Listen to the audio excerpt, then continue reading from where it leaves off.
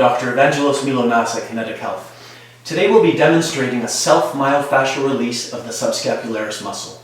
Now the subscapularis muscle is one of the 4 rotator cuff muscles, and it's actually on the front of your shoulder blade. So if you picture my hand as your shoulder blade, or the scapula, the muscle sits on the fossa, or the depression on the front of this.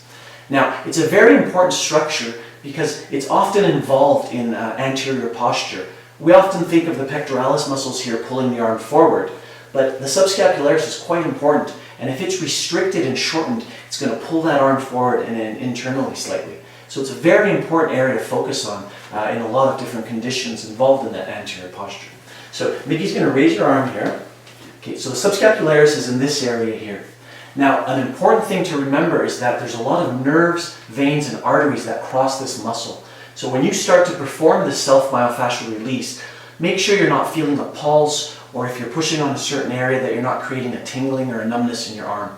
That might be a sign that you're actually compressing an artery, a vein, or one of the nerves. So just something to think about when performing this.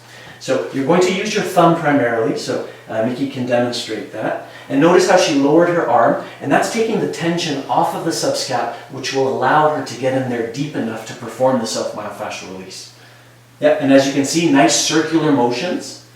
Make sure you cover the entire area, working your way throughout this region. You want to cover all the little areas, deep and further down towards the end of the shoulder blade. How does that feel? Oh, it's pretty good. Yeah, it's a very sensitive area. Yeah.